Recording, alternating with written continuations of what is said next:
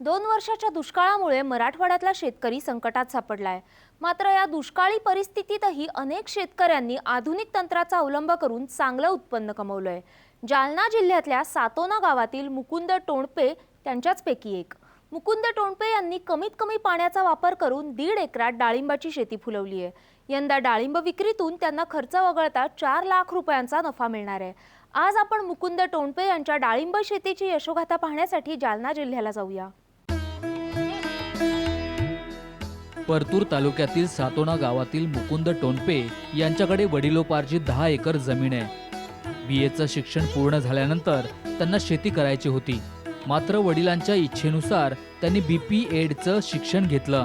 शिक्षणानंतर 2 ते 3 वर्ष नोकरीसाठी प्रयत्न केले। मात्र नोकरीसाठी शिक्षण संस्था 8 लाख रुपयांचं डोनेशन मागत होते। त्यामुळे मुकुंद यांनी डोनेशन देऊन नोकरी करण्याऐवजी शेती करण्याचा निर्णय घेतला। त्यांच्याकडे 10 एकर जमीन असली तरी पाण्याची सोय कमी प्रमाणात होती। त्यामुळे सुरुवातीला पारंपरिक पद्धतीने शेती करत होते। शेती करत असतानाच त्यांनी दैनिक ॲग्रोवनमध्ये डाळिंब उत्पादक शेतकऱ्यांच्या यशोगाथा वाचण्यात आल्या। कमी पाण्यात डाळिंबाचं उत्पादन मिळत असल्याचं त्यांच्या लक्षात आलं। त्यानंतर मग त्यांनी 2010 साली 1.5 एकर क्षेत्रात डाळिंब लागवडीचा निर्णय घेतला। 2007 नंतर मी शेतीमध्ये आलो आणि 2-3 वर्ष माझ्याकडे पाण्याची थोडी कमतरता होती। 1-2 तास मोटर चालायची। मग त्या याच्यावर कोरडवाहू शेतीमध्ये काही समजा हे होत नव्हतं, कोणतेच मला पीक घेता येत नव्हतं। मग असा विचार आला, मी ॲग्रोवन वाचला होता। ॲग्रोवनमध्ये 1-2 यशोगाथा वाचल्या मी डाळिंब या पिकाच्या। नंतर मग म्हणलं आता कमी पाण्यात त्याचं पूर्ण नियोजन होतं, असं केलं आम्ही, तसं केलं, कमी पाण्यावर येतं आहे तसं मी करण्याचा प्रयत्न केला, डाळिंब लावण्याचं ठरवलं। टोणपे यांनी जालना इथल्या नर्सरीमधून भगवा जातीचे 400 रोपं आणली। रोपं आणल्यानंतर खड्डे खोदून त्यात शेणखत आणि रासायनिक खत टाकलं। त्यानंतर 10 बाय 15 फूट अंतरावर डाळिंबाची लागवड केली। टोणपे यांच्याकडे विहीर आहे। मात्र विहिरीला पाणी कमी असल्यानं त्यांनी डाळिंबाला पाणी आणि खत देण्यासाठी ठिबकचा वापर केला। 10 बाय 15 वर लागवड केलेली ती डाळिंब रोपट्याची।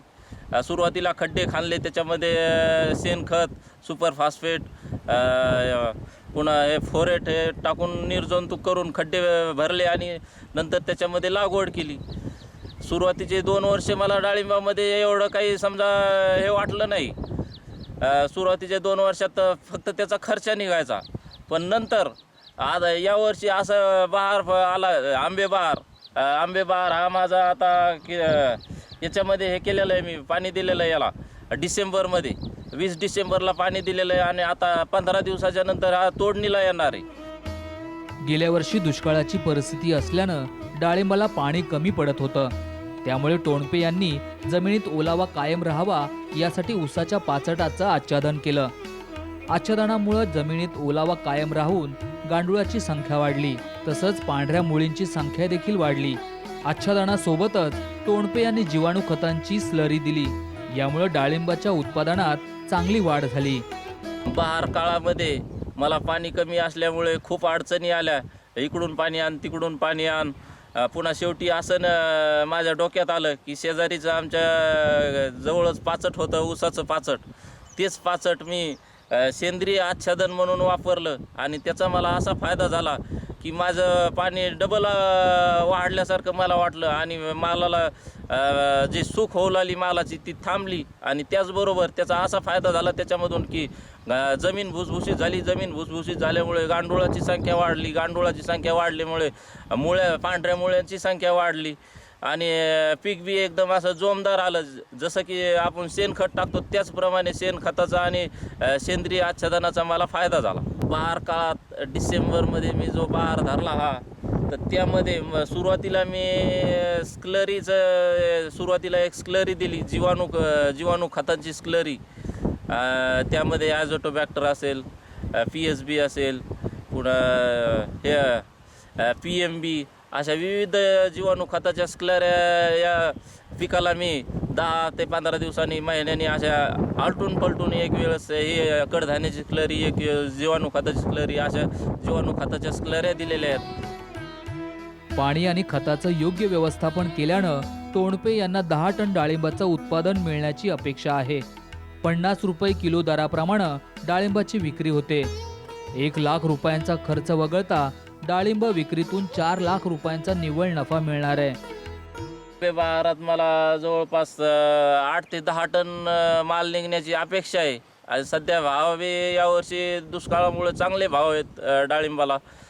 साधारणतः 50 ते 55 जागेवरून व्यापारी न्यायले. त्यानुसार मला 8 ते 10 टनाचे जवळपास 4 ते 5 लाख रुपये नगदी बेनिफिट मिळण्याची अपेक्षा आहे. 15 दिवसात हा माल जाईल. जवळपास माझा या बहारावर 1 लाख रुपयाचा खर्च झालेला आहे आणि खर्च वजा जाता मला 4 लाख रुपये नगदी बेनिफिट मिळण्याची अपेक्षा आहे. मुकुंद यांना शेतीच्या कामात त्यांची पत्नी, आई आणि वडिलांचं सहकार्य मिळतं. डाळिंबापासून चांगलं उत्पन्न मिळत असल्यानं घरातील सदस्य समाधानी आहेत. 2010ला त्यांनी डाळिंबाला लागवडीचा निर्णय घेतला. आता मलाही वाटायले नोकरी केल्यापेक्षा शेती किती चांगली आहे. मुलाला नोकरी लागण्याची शक्यता होती, पण त्यांनी नोकरी केली नाही. मग ते म्हणलं की नाही, मी शेतीच करतो, आपल्याला इतका पैसा कुठं भरायला जमत नाही.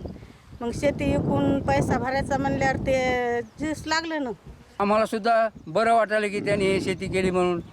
दुसऱ्याची नोकरी करण्यापेक्षा स्वतःची शेती केली चांगली. आणि पहिली म्हणत होती तशी उत्तम शेती, मध्यम व्यापार, कनिष्ठ नोकरी हे त्यानं सिद्ध करून दाखवलं. म्हणून आता माझं असं सुद्धा ह्या नवीन तरुण पिढीला आव्हान आहे की त्यांनीसुद्धा अशा नोकरीच्या मागं न लागता त्यांनी जर स्वतःची शेती 4-5 एकर जरी असली तरी त्यांनी शेतीत काम करावं, स्वतः मेहनत करावी आणि शेतीत उत्पादन वाढवावं. या नोकरीच्या मागं लागू नये. नैसर्गिक संकटानं मराठवाड्यातील शेतकरी संकटात सापडलाय.